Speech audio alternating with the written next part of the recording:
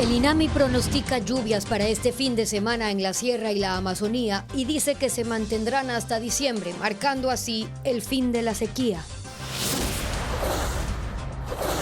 Los apagones se retomarán en Quito hoy a las 18 horas y en el resto del país continuarán según los cronogramas que las empresas eléctricas ya actualizaron. Luego de 4 días sigue sin control el incendio forestal en Panzache, Cotopaxi. El fuego consumió 400 hectáreas de pinos y pajonal y 10 bomberos tienen síntomas de asfixia.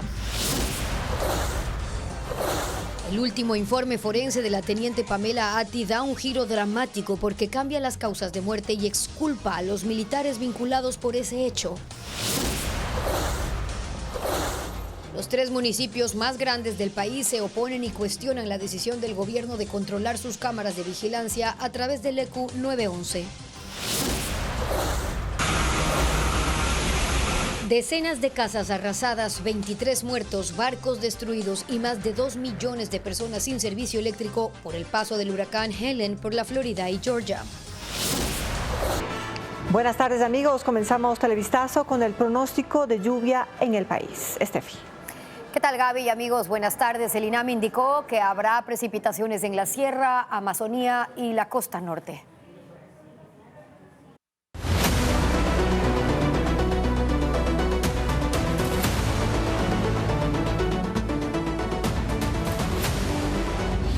Ecuador, sin lo más básico.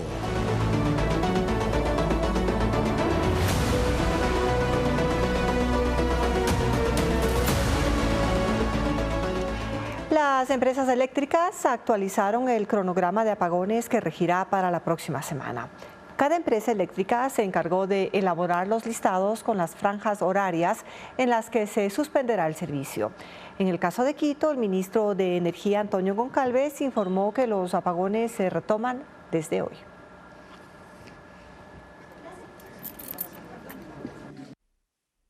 A partir de las 6 de la tarde entra en los almacenamientos ya planificados que terminan el domingo. Después aplica el nuevo calendario. Hoy día publicamos los que rigen de lunes a domingo de la semana siguiente.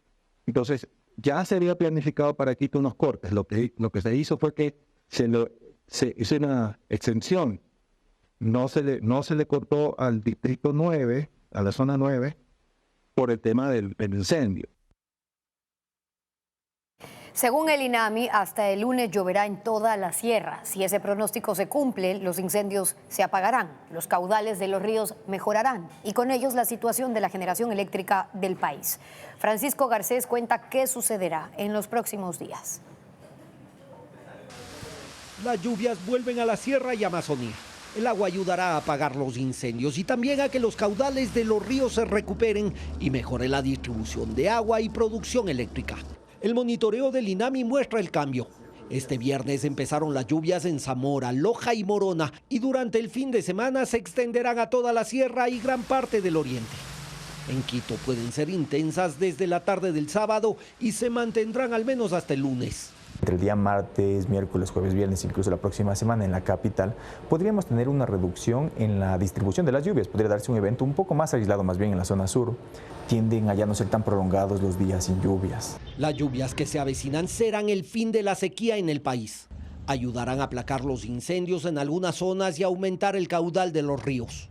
Desde Cañar hacia el sur, las lluvias serán continuas y su persistencia será fundamental para mejorar los caudales del río Paute y alimentar los embalses de las hidroeléctricas más importantes del país. Bueno, el término de sequía sí, ya se terminaría como tal porque ya vamos a tener entre 3 o 4 días. Tenemos que ver si la cantidad de precipitación y en la distribución que se va a dar llega a ser suficiente como para alimentar a los embalses. Lo que sí podemos decir es que evidentemente va a ayudar a salir de los mínimos históricos que estamos. Si el pronóstico se cumple, las condiciones de generación eléctrica mejorarán desde la próxima semana. Hasta este viernes, las hidroeléctricas funcionan parcialmente por falta de agua y la imposibilidad de que los embalses se recuperen. El de Mazar, en el Paute, superó solo por unas horas la cota mínima y subió a 2.117 metros. La hidroeléctrica empezó a generar y el embalse cayó 1 metro. No es diferente a lo que sucede en Amalusa, que es el embalse de la central Paute Molino. Se mantiene entre 1982 y 1984 metros. cifra que le permite generar al 15 o 20% de su capacidad durante la mitad del día. Coca-Codo Sinclair en Napo también se beneficiará de las lluvias. Ahora funciona al 30% de su capacidad porque el río Coca tiene un caudal de 120 metros cúbicos por segundo, de los más bajos registrados en los últimos 60 años. Estos números mejorarán al menos hasta enero según el INAMI, porque las lluvias serán constantes y en algunos periodos entre octubre y noviembre de gran intensidad. Y los cortes de agua potable continúan en al menos 15 provincias de la costa, sierra y oriente. Los racionamientos son de hasta 12 horas, como informa Luis Alfredo Zúñiga. La sequía y los apagones mantienen con racionamientos de agua, al menos a 15 de las 24 provincias del país. Así se evidencia en la costa, en Manabí, Guayas y El Oro, en la sierra, en Carchi, Imbabura, Pichincha, Santo Domingo, Cotopaxi, Bolívar, Tungurahua, Azuay y Loja. Además de Napo, Sucumbíos y Pastaza en el oriente. La sequía sigue golpeando a Cuenca desde agosto y los cortes de agua se mantienen en las parroquias Tarqui, Baños y Turi. Suspensión del servicio de 3 a 5 horas al día. De los 4 ríos de la ciudad, 3 mantienen un caudal bajo este viernes y el río Tarqui sigue en estiaje. En el Cantón Pasaje hay racionamientos en el norte y en el sur. Se extienden durante 24 horas y se los hace pasando un día. Mientras en el Guabo, la suspensión es de 2 o 3 horas en los sectores rurales, Iberia, Borbones y Tillales. En Guayaquil los cortes serán de 12 horas en 50 sectores. Esto se debe a trabajos que realizará Interagua en un acueducto y se realizarán desde las 10 de la noche de este viernes hasta las 10 de la mañana del sábado. Quito no escapa a los racionamientos. 45 barrios tienen cortes de agua este viernes y se extienden por 12 horas. En 24 sectores iniciaron a las 7 de la mañana y se mantendrán hasta las 7 de la noche. Y en el resto será de 7 de la noche a 7 de la mañana del sábado. En Arosemena Tola la situación se mantiene. Hay 3.000 habitantes afectados con racionamientos de agua potable durante 19 horas todos los días. La captación de agua en Pastaza es mínimo y esto afecta el servicio para 2.000 personas de la cabecera cantonal de Arajuno.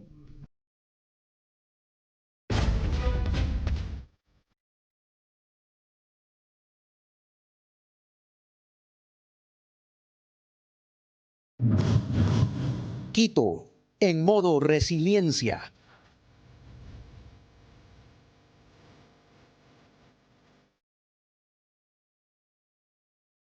La movilidad y la atención en dependencias municipales se retomó este viernes en Quito tras los incendios que iniciaron el pasado martes. Este viernes el Ministerio de Educación define si los estudiantes vuelven a las clases presenciales. Adriana Bermeo con el informe. Quito vuelve parcialmente a la normalidad tras los incendios que afectaron al Cerro Auqui, Guápulo, Bellavista y González Suárez. Este viernes, el tránsito en las vías que colindan esas zonas fue el habitual. El túnel Guayasamín, que une el hipercentro de la capital con los valles de Cumbayá y Tumbaco, está abierto desde ayer en las 2 direcciones, pero se restringe a un solo sentido en horas pico. Solo un tramo de la calle de los Conquistadores desde la avenida Simón Bolívar hasta el Parque Navarro en la Floresta se mantendrá cerrado por tareas de limpieza y mantenimiento. Está previsto que se habilite a partir de las 6 horas del sábado.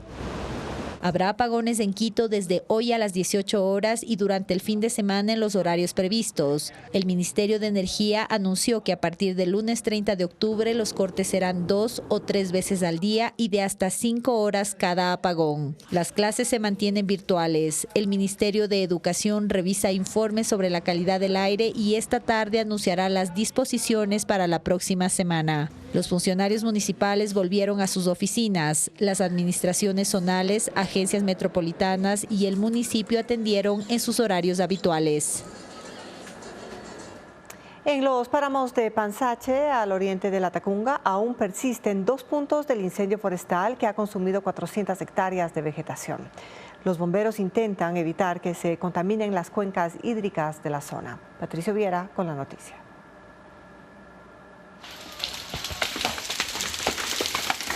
Es un sonido que sacude, el eco de la devastación.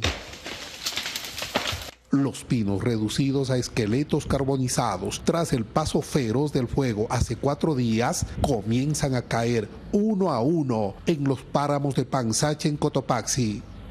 80 bomberos de La Tacunga, La Maná, Saquisilí y Salcedo se despliegan con mangueras para apagar los focos que aún siguen activos.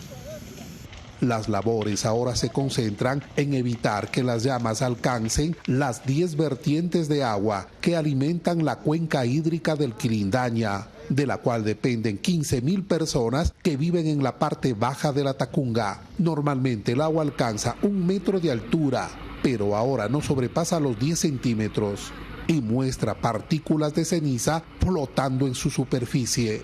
Dentro de los pinos hay vertientes que salen para atender el agua casi a un 40-50% de La Tacunga. Esto es parte de Tanicuchí, parte de Huaytacama, parte de Mulaló, Alaques.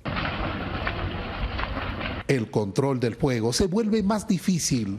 10 bomberos fueron evacuados hoy tras presentar problemas respiratorios por la inhalación de humo. Está todo calmado y nosotros estamos trabajando, pero nos envuelve el viento y ahí toca evacuar. Hasta ahora, la maquinaria del municipio de La Tacunga y de la prefectura de Cotopaxi, que ingresó ayer a la montaña, ha abierto 12 líneas de trocha de entre 200 y 500 metros de largo y 6 metros de ancho, con el objetivo de frenar la propagación del fuego. Esto ha permitido controlar 4 de los 6 focos activos. Hasta el momento el incendio ha consumido 400 hectáreas de pinos y pajonales. La Secretaría de Gestión de Riesgos contabiliza apenas 6 detenidos por más de 2.000 incendios provocados en el país. Hay complicaciones para llegar a sentencias, como nos informa Diego Puente. La falta de denuncias, de testigos y pruebas complica las investigaciones para identificar y procesar a los responsables de los incendios forestales. Las estadísticas respaldan esta tesis. Desde enero hasta el 11 de septiembre pasado, según la Secretaría de Gestión de Riesgos, 2.073 incendios forestales arrasaron 30.000 hectáreas en el país, pero no hay sentenciados. Los bomberos indican que los incendios inician especialmente en zonas despobladas, sin videovigilancia. Esto facilita que los causantes huyan antes de que lleguen las autoridades y cuando el incendio ya es de magnitud.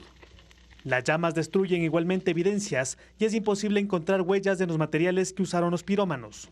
Por eso, en el último incendio en Guayaquil, en el Parque Samanes, que consumió este jueves 18 hectáreas de terreno y vehículos en un estacionamiento de Inmobiliar, se dio la orden de que se extingan las llamas y se preserven elementos susceptibles de servir en caso de juicio. Tampoco aquí hay procesados. Este tipo de incidentes nosotros generalmente metemos maquinaria para remover tierra y la misma tierra usarla como un agente extintor de ahogar el incendio. El día de ayer ordené pues que maquinaria no entre. Sí hay 6 detenidos este año capturados tras los últimos incendios. 4 en Quito, 1 en Cuenca y otro en Guayaquil. En la capital, los 4 procesados están con prisión preventiva y son acusados de iniciar incendios en el Panecillo, el puente del río Chiche, Guápulo y sobre la avenida Eloy Alfaro. El municipio interpuso denuncias e indican que tienen pruebas para lograr sentencias que van de 1 a 3 años de prisión, más reparaciones económicas a la ciudad. Sus audiencias de juzgamiento serán el 7, 8 y 17 de octubre. El municipio y la fiscalía presentarán ante el juez más que versiones de testigos. En relación, además de las fotografías, además de las evidencias, además de los cables, además de los fósforos, además de todos los elementos que nos llevan a la conclusión de que la persona iba a iniciar un incendio. Ayer, en otro incendio en Guayaquil, fue detenido un hombre que, según la alcaldía, inició fuego cerca de la Universidad Católica. Fue llevado a la unidad de flagrancias. En Cuenca fue detenido un hombre por iniciar una quema agrícola que se salió de control. En este caso, las penas previstas van de 3 a 6 meses. Helene tocó tierra y golpeó con fuerza en Estados Unidos el jueves por la noche. El fenómeno ingresó como un huracán de categoría 4 y dejó 23 muertos. Con el paso de las horas pierde intensidad. Pese a ello, las autoridades esperan daños catastróficos. El huracán Helene de categoría 4 tocó tierra cerca de Perry, Florida, con vientos de 225 kilómetros por hora. Las autoridades habían advertido que se formaría una marejada ciclónica e instaron a los residentes a evacuar. Aún así, miles decidieron quedarse. Varias viviendas fueron arrasadas por el agua. El viento derribó líneas eléctricas y más de 2,2 millones de clientes se quedaron sin servicio eléctrico en los estados de Florida, Georgia y Carolina del Sur. Rescatistas buscaban personas atrapadas y descubrieron una casa inundada incendiándose. Sin embargo, no hallaron a nadie en el lugar. La fuerza de Helene dejó gran devastación a su paso. Así se ven las casas al entrar a Treasure Island, en Florida. Los botes fueron llevados por la marea hasta la calle y chocaron contra las residencias. A esta hora, personal de la Agencia Federal de Gestión de Emergencias inspecciona pueblos en áreas costeras. Publicaron en redes sociales un pedido a los residentes que eligieron no evacuar, que usen un marcador permanente y escriban su nombre y fecha de nacimiento en una pierna para que sea más fácil identificarlos en caso de muerte. A esta hora, Helene redujo su intensidad y es una tormenta tropical que deja 23 muertos en 4 estados.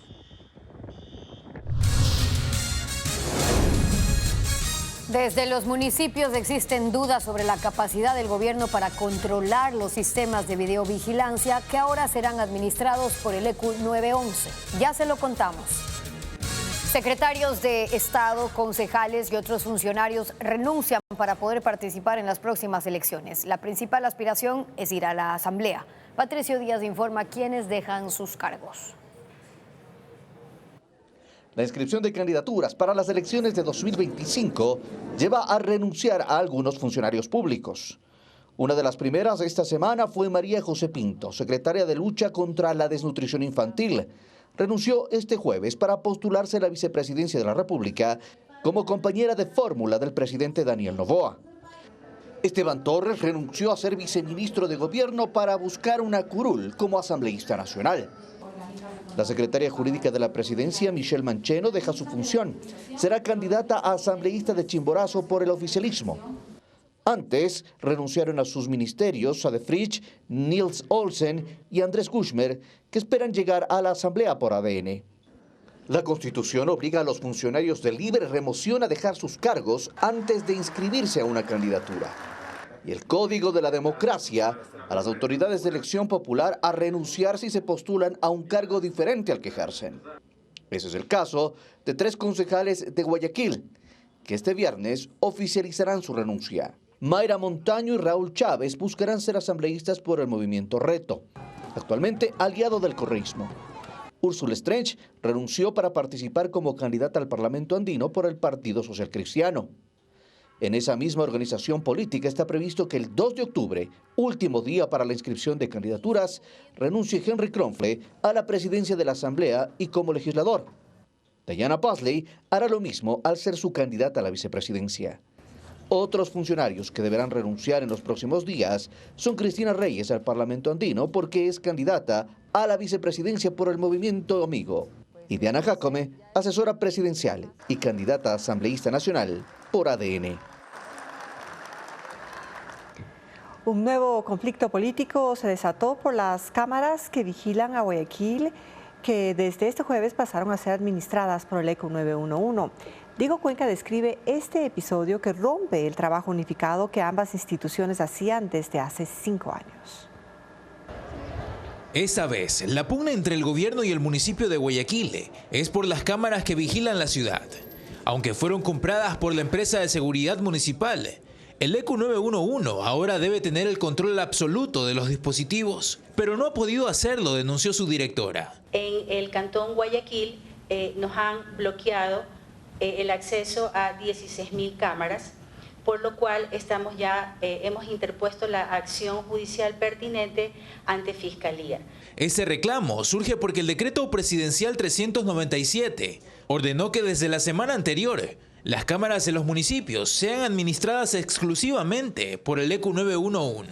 No se perdió ninguna interconexión, como lo han indicado. En simultáneo, para desmentir las acusaciones, el presidente de Segura EP, que es la empresa de seguridad municipal, invitó a los medios a la sala de monitoreo para demostrar que el sistema seguía funcionando. Que nadie ha desconectado ninguna cámara. Lo que sí ha sucedido es que a través de la resolución firmada por la directora nacional del CIS ECU 911, la abogada Ayala da por terminado los convenios entre el ECU 911 y Segura EP.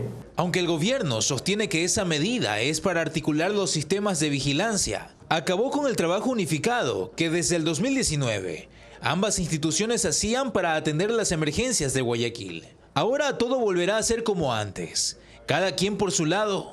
Ese personal que se encontraba en los GATS va a trabajar ahora en las oficinas del ECU 911. ¿Para qué servicio? Recuerden que nosotros tenemos varias competencias, entre aquellas la atención de llamadas y la atención del despacho, que es la articulación de los recursos para cubrir eficientemente las emergencias. La autoridad municipal recordó por qué durante 5 años trabajaron juntos y aclaró cómo serán las operaciones desde este jueves. Porque no estaba siendo eficiente. La seguridad al día de hoy es 100% en Guayaquil, manejada por Ministerio del Interior, Fuerzas Armadas en territorio y ahora en recepción de llamadas y despacho de alertas por el ECU 911 nacional. Es decir, se está centralizando toda la gestión de seguridad ciudadana. Entonces, ¿qué pasará con Segura EP? La empresa continuará con actividades de gestión de riesgos, tránsito, movilidad, violencia de género y reconstrucción del tejido social. Pero mientras tanto tienen que capacitar al personal del ECU 911 para que puedan usar sus equipos sin ellos. Resignación, dudas y oposición es lo que genera el decreto presidencial que dispone que el ECU 911 asuma el control absoluto de los sistemas de videovigilancia y de monitoreo de incidentes que los municipios tienen instalados en distintas ciudades del país. Desde los gobiernos autónomos descentralizados existen dudas sobre la capacidad del gobierno para controlar los sistemas municipales. El control de los sistemas de videovigilancia desde el ECU 911 no es un asunto de ahora. El primer decreto determinando cómo se deben manejar esas herramientas se lo expidió en marzo. Y en agosto se lo complementó con otro en donde se especifica que el control de los centros de procesamientos de datos sobre seguridad ciudadana será ejercido únicamente por el organismo gubernamental. Pero no solo ha habido decretos. Tuvimos el acuerdo ministerial por parte del Ministerio del Interior, luego tuvimos un pronunciamiento del ECU, nuevamente tuvimos pronunciamiento por parte del Ministerio del Interior para que sean canalizadas a la policía. Es decir, aún no queda claro que hacia dónde mismo quieren articular los sistemas de videovigilancia que tiene el país. Esta disposición abre en medio de la crisis de seguridad que vive el país un frente de discusión con los gobiernos autónomos descentralizados. Y es que la decisión gubernamental establece la centralización de un sistema con el que los municipios durante años respaldaron las acciones gubernamentales de combate a la inseguridad. Y el problema radica en que el sistema ECU 911 cuenta con espejos de las cámaras municipales a costo de los cabildos, es decir, ya tienen acceso a la información. Pero el decreto señala que lo que se busca es tener el control. Y como el término es tan amplio, nadie tiene muy claro qué mismo es lo que significa, qué es lo que quiere el gobierno. Y esto genera reacciones entre los alcaldes. Por ejemplo, el de Guayaquil a través de un tuit ayer en la tarde señaló: ahora el ECU 911 asume el control. Exigimos que se mantenga la calidad de este servicio vital para 2.8 millones de ciudadanos. El alcalde de Cuenca, en cambio, tiene una postura más radical. No voy a permitir en Cuenca que venga un decreto y que nos vaya quitando toda la inversión que hemos hecho los cuencanos a través de la tasa de seguridad que estamos haciendo. Yo por eso creo que es un error que le han hecho al presidente. Nosotros no vamos a hacer eso. Y aunque con una narrativa diferente, comparte visiones con el municipio de Quito. El ECU está tan desfinanciado y no ha hecho su trabajo que yo como municipio, con los recursos de todos, en octubre les estamos arreglando la mitad de las cámaras que les tienen obsoletas e inservibles. ¿Acaso están queriendo que lo que sirve le demos a un ente que ha destruido y que no ha cuidado?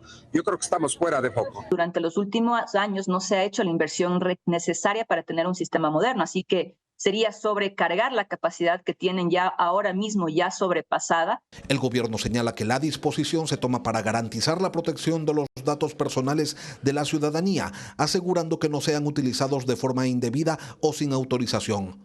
Pero no ha dicho una palabra sobre la incidencia que tendrá este control de los sistemas de videovigilancia en las acciones a desarrollar para garantizarle seguridad a la población.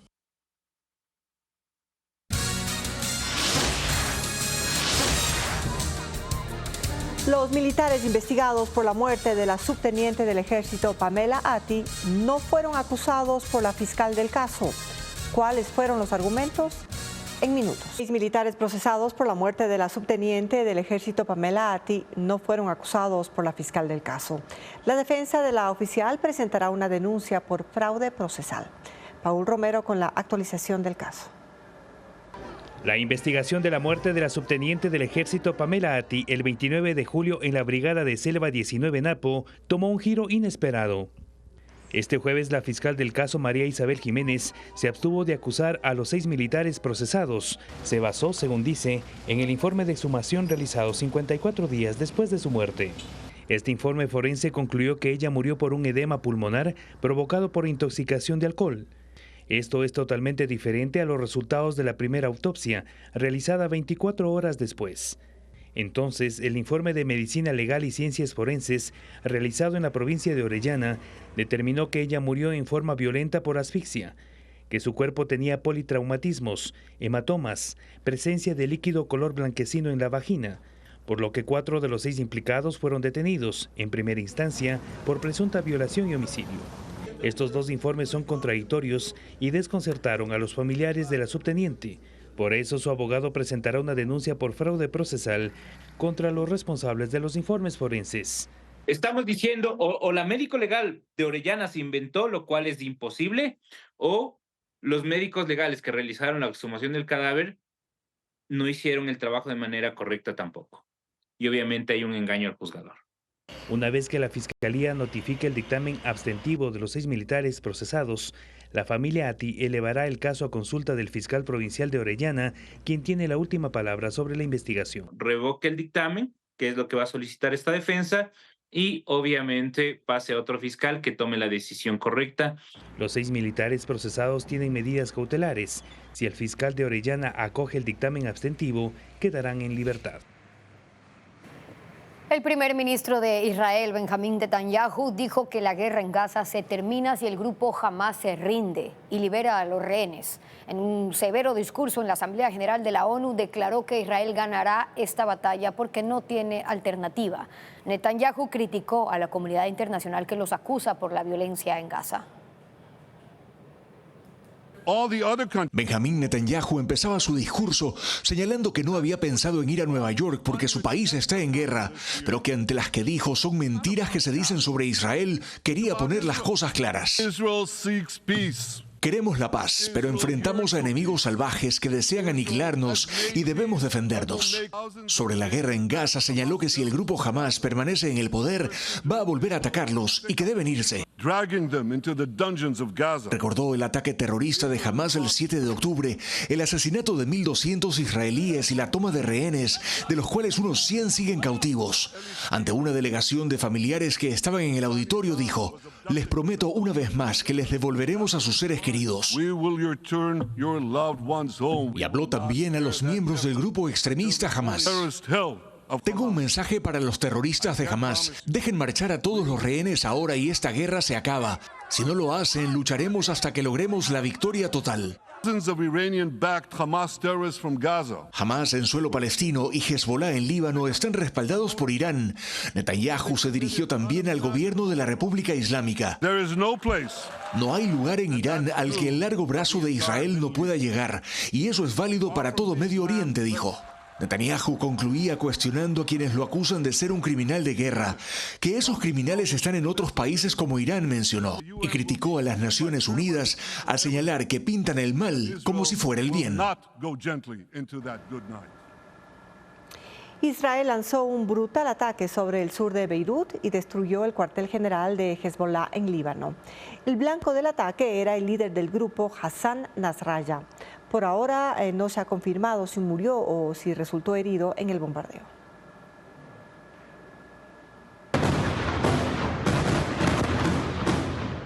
Los misiles fueron lanzados por aviones de combate israelíes contra un edificio de Dahiyya, un barrio del sur de Beirut, reduciéndolo a escombros. Las fuerzas de Israel dijeron que se trató de un ataque preciso contra el cuartel general del grupo islamista Hezbollah, que estaba rodeado de edificios residenciales.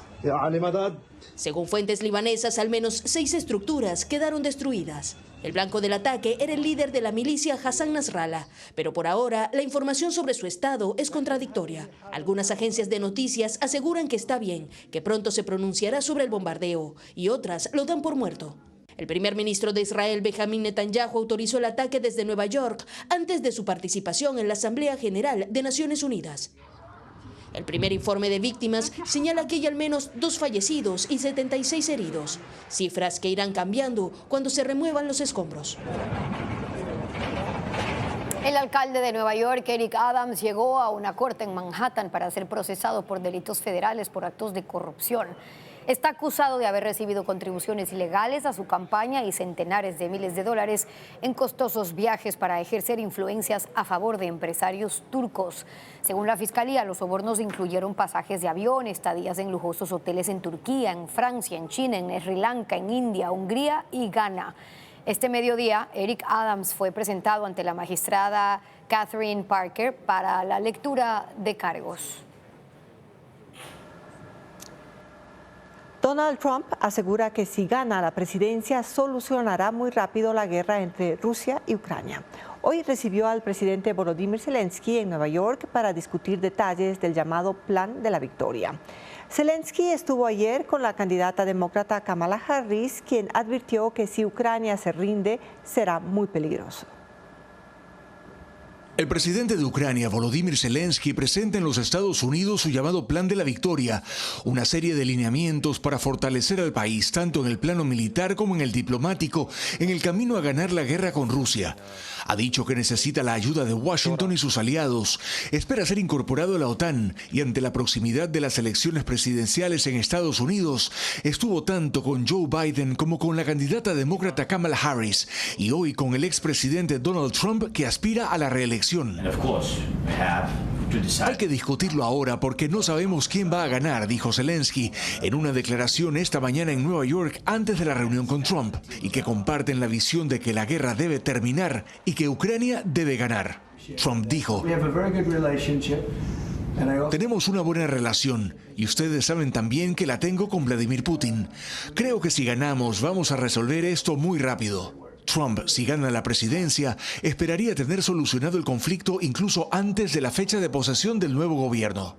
Semanas atrás dijo que en Ucrania las ciudades que están perdidas, están perdidas. Mientras que Kamala Harris, que ayer se reunió con Zelensky, cuestionó cualquier insinuación de que Ucrania debe ceder territorio a Rusia para alcanzar la paz, señalando que pensar que Ucrania debe rendirse es peligroso e inaceptable. Por parte del gobierno estadounidense, Zelensky ha recibido por ahora la promesa de más armas para su defensa en un paquete de ayuda por otros 2.400 millones de dólares. Y el Papa Francisco dirigió esta mañana a las autoridades de Bélgica después de un encuentro privado con los reyes del país. Y tenemos un informe de Beatriz Ríos, de la Alianza Informativa Latinoamericana. Si el Papa Francisco se encuentra ya en Bélgica, hoy ha sido recibido por los reyes y por el primer ministro saliente, Alexander De Croo, y en esa recepción el Papa se ha dirigido a la nación. Lo ha hecho en un discurso en el que ha destacado el papel de Bélgica como lugar de reconciliación, de encuentro y símbolo de la paz tras la Segunda Guerra Mundial, ya que es aquí en Bruselas, en la capital del país, donde se encuentran las instituciones europeas. En este discurso también ha abordado el Papa dos cuestiones muy polémicas en este país. Por un lado, las adopciones forzadas. Entre los años 1945 y 1980, la Iglesia habría obligado a miles de mujeres a dar a sus hijos en adopción y habría recibido de las familias que los adoptaban retribuciones económicas. También se ha referido el pontífice a los casos de abusos sexuales en el seno de la Iglesia. Dice que son una vergüenza y que la institución tiene que hacer todo lo posible para que no se vuelvan a producir. De hecho, el Papa se reunirá con varios representantes de asociaciones de víctimas durante su visita al país. Una visita que continúa durante los próximos días y en la que Francisco tendrá encuentros con jóvenes estudiantes de la Universidad Católica de Lovaina, con miembros de la Iglesia, y que concluirá con una misa multitudinaria en el Estadio Rey Balduino, en la que se espera que participen más de 30.000 personas. Desde Bruselas, Bélgica, informa Beatriz Ríos para Alianza Informativa Latinoamericana. Ayer la Guardia Costera de Estados Unidos tuvo que hacer un rescate de emergencia. Un hombre y su perro viajaban en un velero al sur de Fort Myers, en Florida, e iban de regreso a casa para resguardarse del huracán, pero el bote empezó a hundirse. El ciudadano llamó pidiendo ayuda y los socorristas llegaron en un helicóptero. Uno de los brigadistas bajó y los ayudó a subirse en una canasta y los sacaron del agua. Ambos están a salvo. En la región costa, las temperaturas variarán entre los 23 y 31 grados centígrados. El índice de radiación ultravioleta será 8, considerado muy alto, mientras que el cielo estará parcialmente nublado, según el INAMI.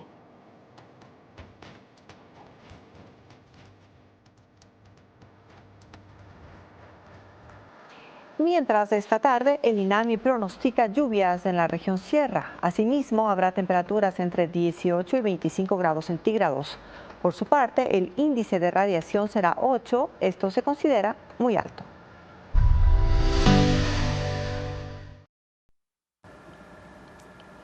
El Parque Nacional Cajas en la provincia de Azuay es un ecosistema que alberga miles de cuerpos de agua que abastecen a los habitantes de Cuenca en la zona austral del Ecuador. Además, es el hogar de cientos de especies de animales y plantas reconocidos por la UNESCO como vitales en la Reserva de la Biosfera. Ecuaterra recorrió esa área protegida.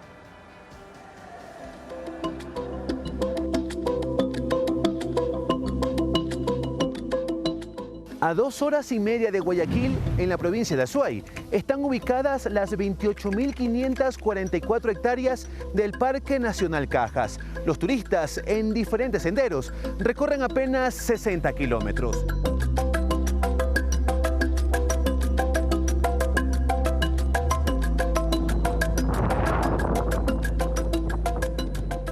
Este es un paraíso natural que debe su nombre a la palabra quechua cacha, que significa frío.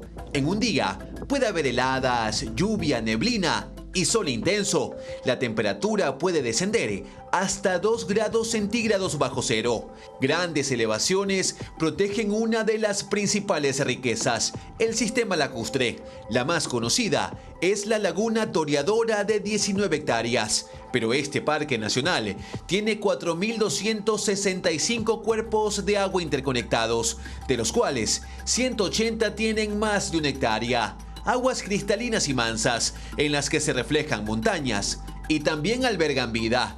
Truchas y bagres habitan en sus profundidades. Ubicadas a 40 kilómetros de la capital Azuaya, todas son vitales para los cuencanos, porque de estos afluentes nacen los ríos Tomebambe y Yanuncay. La importancia de estos dos ríos es que genera el 40% de agua para la ciudad de Cuenca.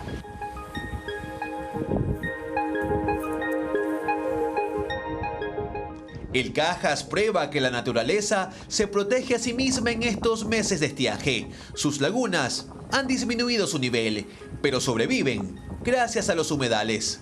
Aquí tú puedes sentir que este rato estamos caminando sobre una parte suave, como una esponja. Entonces, esto regula el caudal, es decir, que el cerro, las zonas de páramo se secan, pero aquí se va resumiendo toda esta agua y poquito a poco va soltando hacia las lagunas, hacia los caudales.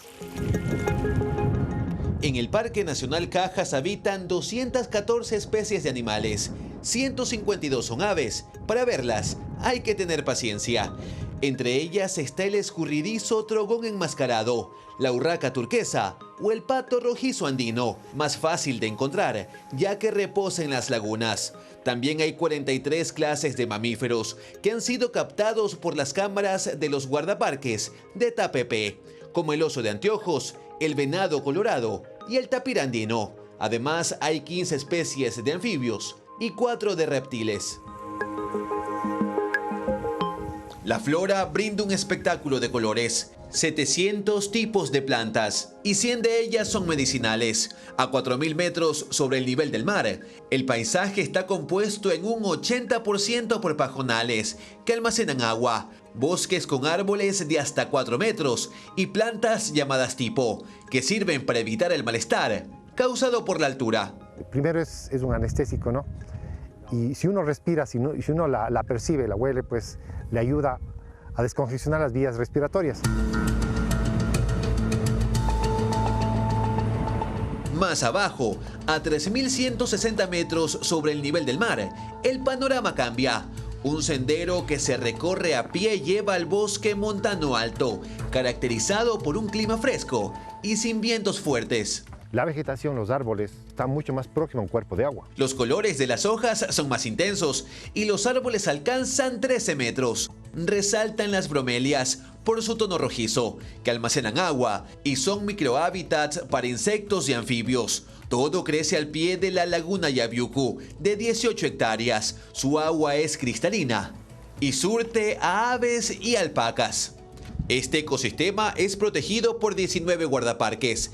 Les preocupa el crecimiento urbanístico cerca del Parque Nacional y cuidan que los 150.000 turistas que llegan al año no afecten el equilibrio natural. Se recomienda a los visitantes no ingresar con mascotas, evitar el botar basuras y las fogatas dentro del área protegida. La importancia del Cajas fue reconocida por la UNESCO en 2013, año en el que incluyó al Parque Nacional junto a otras áreas protegidas, denominándolas el Macizo del Cajas, en la red mundial de reservas de biosfera.